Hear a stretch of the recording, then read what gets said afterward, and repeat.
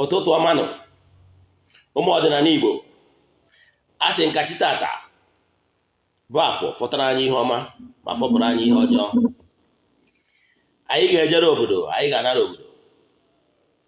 A sị m na akakaka ya ama anyị na jijiji ya ama anyị. A sị m onye isi anyị na-awa aja ya were nke chụọ.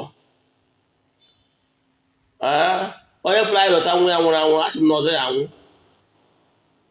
Onye echecha ihe ọjọọ ya eme anyị ya ma onwe ya. A sị na ụmụ Igbo ga-adị, ụmụ ọdịnala ga-adị. A sị na ụbọchị ihe na-aga okporo ụzọ na ụkwụ amapụ anyị ama na ọ pụgara anyị ama na anyị ejecha nata, maka na ọkọ na-akpacha na aja ọfịa ma na-abụ onye nwe ya. A sị m na mmapụ adịghị egbu awọ. A sị m nọ n'iru ka anyị ga na-aga, maka na ọ n'iru ka oke enwe na-ama na mmapụ adịghị egbu awọ. A sị m ebe bere ugobelu nkesị ibi ebeda ya gosi ebe ọ ya ebe. Ọ bụrụ na onye gosiri ebe ọ ya ebe, a sị m kwukwa ya ihe m kwuru.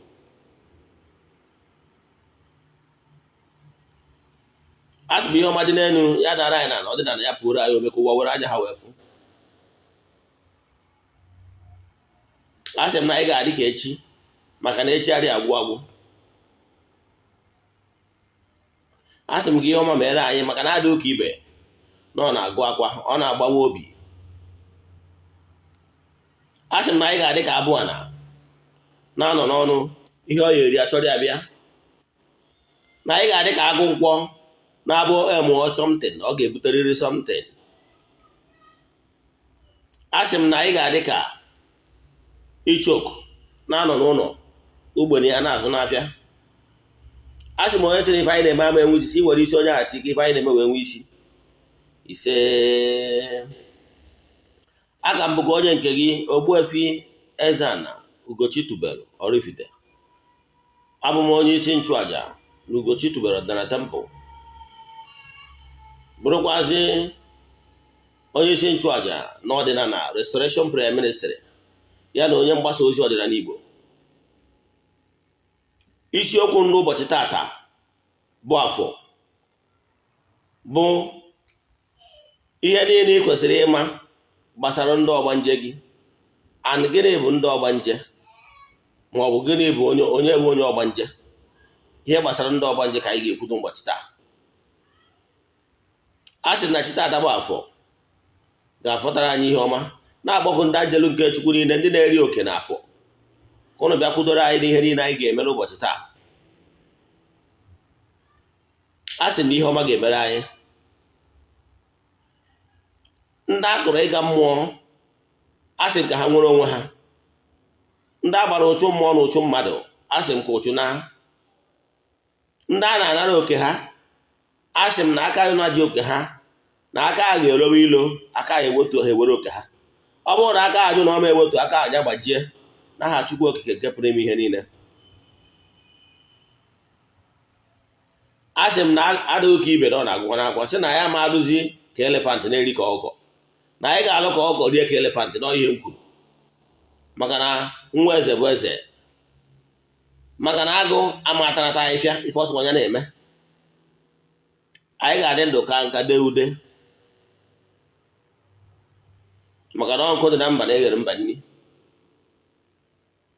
Bifo nga n'iru n'isiokwu nke ụbọchị taa, e nwere ọkwa na-abụ dị mkpa m chọrọ ịma bifo nga n'iru n'isiokwu a. Ọ bụrụ na ị nwere isi awere na ndị na-afụ vidiyo a, nwere gbanwebe aṅụrị, maka na this live video today bụ a life changing video. Nkụzi taa ga-agbanwerịrị ọnọdụ gị. Ọnọdụ agha adịrọ mma ga-ebido dịba mma ma ọ bụrụ na ikwelu. Like I always say, a man is architect of his problem. If you are a type that not normally believe in ability of human being, then you're your own. You must be able to believe the ability of the human spirit. Dịka nsukwu n'isiokwu anyị n'ụbọchị taa bụ ihe gbasara ndị ọgbanje na ihe niile ị kwesịrị ịma gbasara ọgbanje. Ọkwa nna amazi bụ nke mbụ, ọkwa m chọrọ ịma bụ nke mbụ.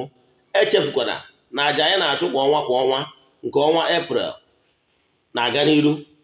Ndị niile sonyere anyị na ya bụ aja, anyị esendigoro ha videos of the mbido. A ga-esendikwara ha vidio ụbọchị anyị ga-achịkọta ya bụ na 19th of April. Ọ bụrụ na isonyewughị na aja nke ọnwa April a, gbaa mbọ ka nke ọnwa Mee ghara ịkwanahụ gị, ka ị wepụta ihe na aja mbuli elu na aja ịpụta ihe na aja ịdị ude ka anyị na-achụ. Aja na-eme ndị mmadụ odogwu ma ọ bụrụ na ikwelu. Aja have changed a lot of people's life and it will change yours ma ọ bụrụ na ikwelu. I'm a living witness of this particular aja 14 days rituals nke na-aga n'iru. Nke ọzọ nwere announcement ọkwa ọzọ m chọrọ ịma bụ, biko dịka m si wee kọwaa na ọchịchị obi m bụ, my mission is actually to help people live better life. Onye abatalụ dịka m si wee gwa ụnụ na o nwere ebe anyị na projekti anyị ji n'aka. Ya bụ projekti wee ebe anyị chọrọ ka ọ bụrụ factory for beverages. Wee gwa ụnụ o nwere phase 1 and phase 2. Na phase 1 ya bụ n'ebe anyị ga-eproduce pure water and bottled water. Now, na ọlụ a na-alụ na ya bụ ebe adịgo almost completed. As we speak now, ebutewego equipments, the machines n'ime ya. A na-arụ ihe niile up. By next week a ga-ebido painting. Enwere ike emesie wetara m ụnụ vidiyo by next week na ọ bụ na ohere dị. Nke ọzọ bụ ihe ọzọ ga-edile anyị based on nchọpụta nwere bụ ihe gbasalụ NAFDAC approval, because we can't start without the approval of NAFDAC. Then mana ebe m nwere challenge bụ na onye nyere m hint ihe gbasara ya, ego ọ na-agba afa for the approval.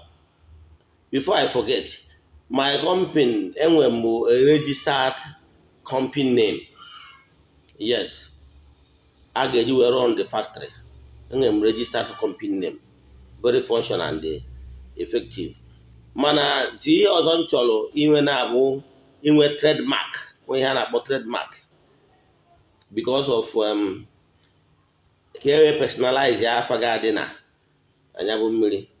Then and the other processes and the approval of NAFDAC. Believe me, the company ihe niile tinyere ebe a bụ the standard, the best of you can, as in you can nwere ike ịfụ n'eni best standard factory, water producing factory, water bottled water or sachet water. Then whatever, only one man I'm somebody that compromise quality and the standard. So everything of good standard. Yes, everything is of good standard. The equipment, even in I use of the latest models. Now, but the problem now, onye nyere m link ya si onye nwere ike inye aka wee nweta the approval from NAFDAC. The amount of bottom yesterday is almost scary. Yes, ego kpọrọ ụdị almost scary. Ego na-akpọ almost $500,000 naira. I didn't even aware that for approval of a standard company can be that much. So then, but I really want to make some inquiries. Please, ọ bụrụ na nwere onye ma ọ bụ na ị na-anụ olu m na na-eso na social media mana ị nwere agba na NAFDAC, please, I will need your help. I will need your help. I would like to get this thing approved, but I would like to follow normal process, and I would like to get it at normal price. I would not like to maybe na-efeed onye ọsọ afịa. Achọrọ m ka mmadụ na-agba mbọ n'elu mbọ mgbara agba. Achọrọ m inweta the direct people na the very honest, so okay, follow normal process and get it at normal price. But paying almost 500,000 naira for NAFDAC approval, I can't justify this. I don't justify, because both the treatment plant and everything is of high standard. So I want to see here. So But in Nigeria, anything is possible. So please and please, if you really want to help me in this and you are well placed, you have Basalo, you want a genuine person that will help me get these things approved. The person can come for inspections. Then, then you let me know, please. You get my WhatsApp number and chat me later. Then in the actual sense, why I decided to go into a factory and I still have more interest in building more. Even the second phase will be more large.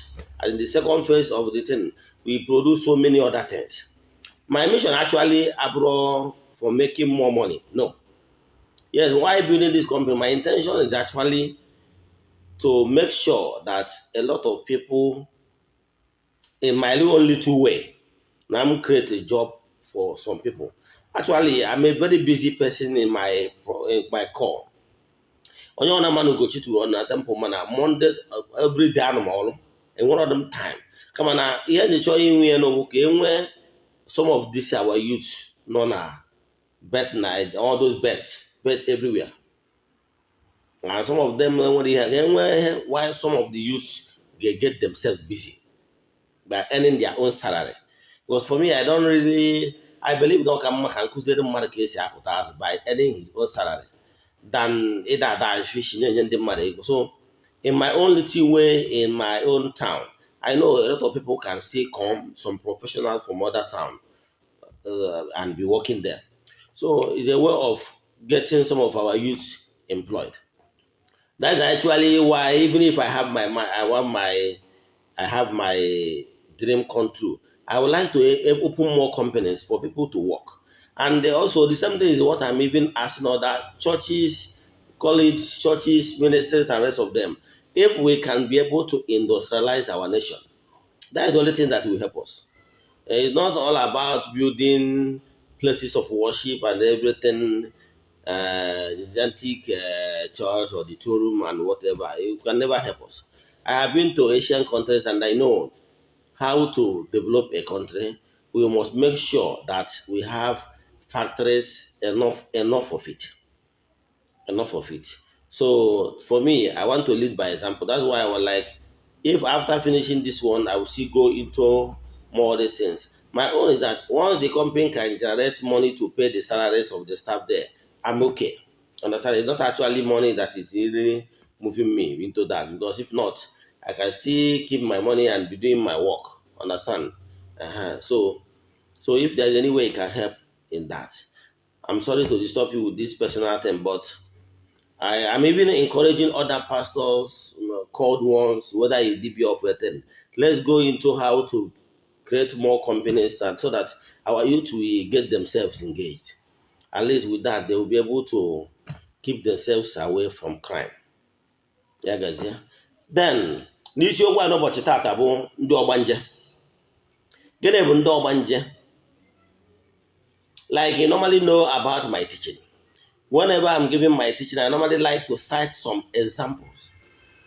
Reason bụ, ọ bụrụ na ichefuo ihe m kwuru inwe ike cheta akụkọ nkọrọ.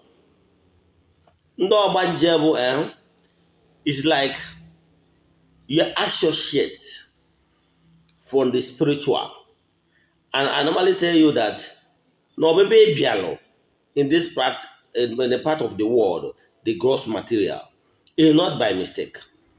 That you are even born in a family you came from is not by mistake. Something necessitated it. Yes, from either your previous earth life, the karma, fate, and rest of them, we had trigger why you were born. We are born today. When I started life, I wanted to ask some certain questions. I asked, not even wanted, I asked, but they couldn't get any answers, definition answers to those questions. I began to ask myself that I would have loved to be a son of one well-connected person. Why is it that I was born in a family with humble background? There's no answer to it. But I thank God. All those is life experiences. So now never doesn't happen by mistake.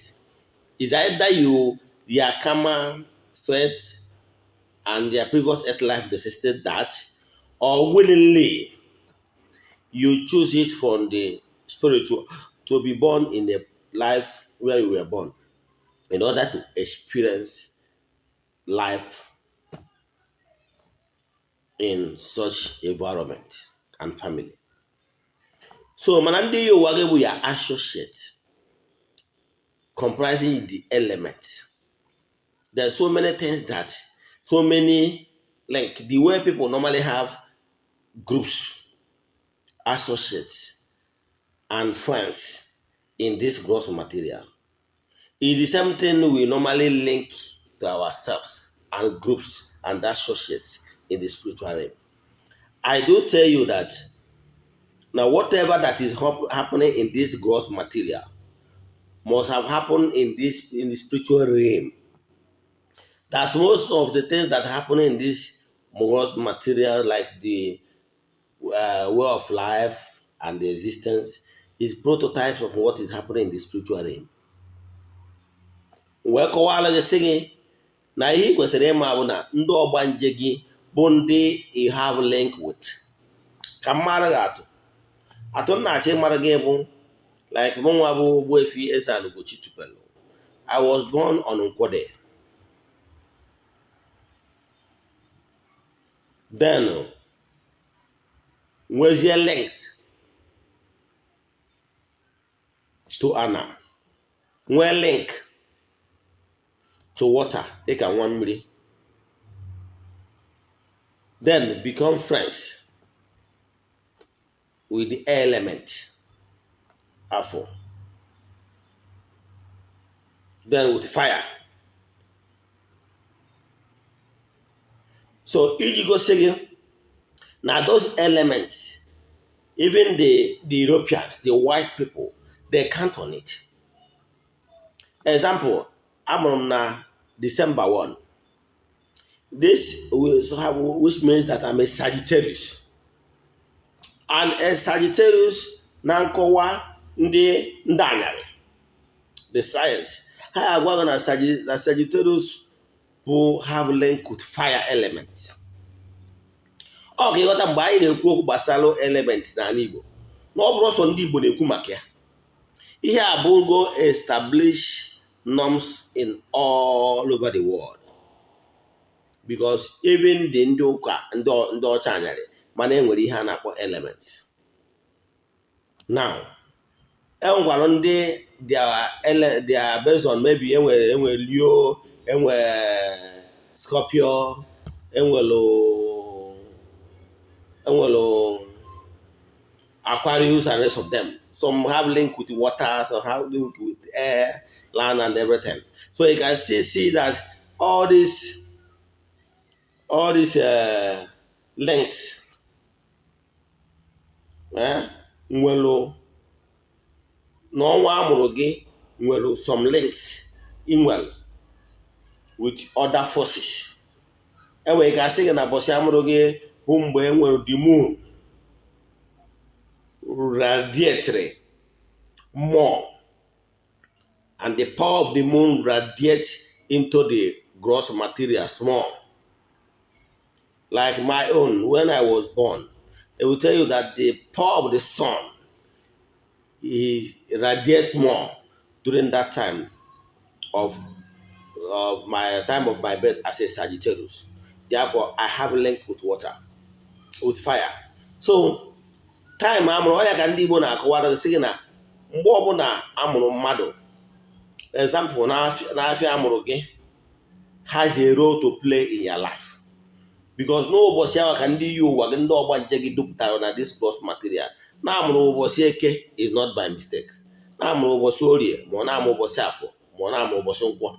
Example, na-amụrụ ụbọchị eke ịmadugo inido ka mmadụ gwa gị they have something in common with the fire, or call it sun element. Na-amụrụ ụbọchị orie inido ka mmadụ gwa gị na ị nwere something in common with the water element. na amụrụ ụbọchị afọ, you don't need somebody to tell you na ị nwere something in common with the element. Na amụrụ ụbọchị nkwọ, you don't need anybody to tell you na ị nwere link with land element. So even ndị anyara ya agwa gị na-enwelu ihe niile ndị a si wee dị.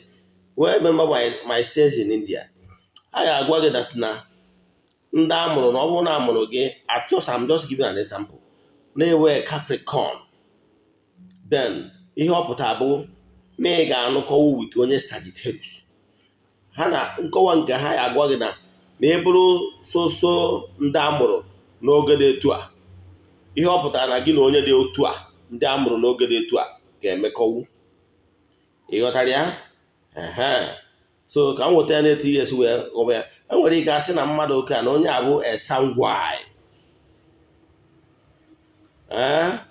ma ọ bụ na asị gị na ndị eji bracket oge dị etu a dịkarị pronto, ma ọ bụ na ndị ahụ melancholy. And so ya na-achịkọwa ihe niile abụ na a way of affecting the characteristics of where you belong, whether you were sangwai or you were melancholy, understand? So mana ihe na-achịkọwara gị bụ etu a ka ọ dị na ọdịnala Igbo. Enwere some characteristics that is so common among ndị mmiri. Ịghọtara ya? Enwere some characteristics dịkwa so common among ndị bụ ndị akpọrọ ọrụ. Enwere some characteristics dị so common among ndị Ogbanje and rest of them.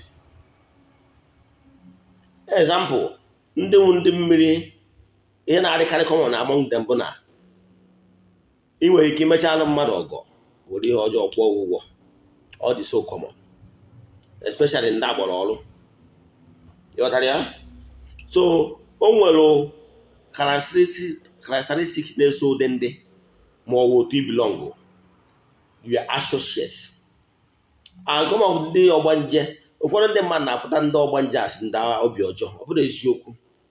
Ndị Ogbanje gị bụ ya spiritual associates, ndị nọdụ ka ndị yi ụwa gị ha dupụtara gị. Mmadụ echefukwara na enwere Ogbanje mmiri, nwekwa Ogbanje elu na ọkwa ịma. Ọ bụrụ onye maka ya ka nchọrọ ịbịa kụzibe in details na mana ihe na-achịkọwara gị bụ those people are your associates, spiritual associates, and their work is to help you when you are seeing as a spirit jam in the spiritual realm. Before you came to this particular gross material, you have an agreement with them. There is set goals which you set and agree with them that this is what you are coming to this gross material world to achieve, and the maturity you aim to achieve. You agreed with your associate, with your ndị Yowa, before they escorted you on a particular day. That day they ushered you in this gross material world is the day those elements working on that particular day is also yandot, helping you to achieve great things. Like me giving meaning that all the land elements they are so active on that particular day, meaning that they are my dot. The land elements will help me to achieve great things on earth. The same thing, I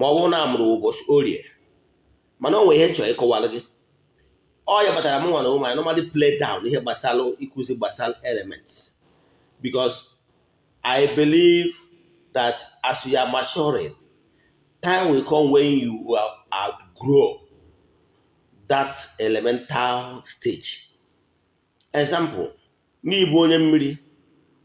does not mean that you will not grow and mature and become friends with all the four elements. You know what I mean? Okay. O nwere onye nwere ike ịbụ adọgbakwa na iwu na amụọ ana ụbọchị orie n'iwu onye mmiri. Mana ihe ọ simple means that na anwe ga-amụọ ụbọchị orie ịbụrụ onye mmiri, mana ị nwere little link with water. Ghọtara ya? Example, amụrụ m ụbọchị nkwọ, I have great link with land elements. Dịka nkwọ bụ nwanyị. Now, wee na-agwazi gị na nkwọ bụ nwaanyị Mother Earth. Ebe m nwere link with nkwọ. But by associates in the spiritual realm, abụ onye mmiri. So automatically, my mother supposed to be an Eze-Nwanyị, a great one at that. Mana ọ lụrụ ọrịa. So through the links with my mom and link with my father, automatically, ndị mmiri has a role to play in my life. Therefore, I became onye mmiri by nature. You understand? Now, having been connected firmly with the land, then onye mmiri, other elements, and even if you want to calculate it the way Oyibo people normally calculate it, I will tell you that I'm a Sagittarius, and by so doing, we're linked with fire element. But by my spiritual maturing, I became friends with all the 4 elements, including the air. That is what makes it possible that on every day after the temple, I will use my favorite powder and talk to the elements, send them message, and blow it to the thin air. And they will go and deliver my message. The reason, let me tell you an example why I don't normally like to emphasize on people, the water element. No. Why I told you that you can mature and become friends with other 4 elements. Example. Ọ bụrụ na o nwere onye your friend in your family. Okay, you're a friend. Somebody is your friend in your own with you. And if this your friend is a good one, always helping you, always want your happiness and success. Because of the fact that the person is so nice with you, you as a person will start telling your other family members how this your friend is so good and so nice to you. By so you will notice that gradually your family members will begin to like the person. At a stage, you will now see that automatically that your friend will be like a cordial relationship with other members of the family, 3 of us.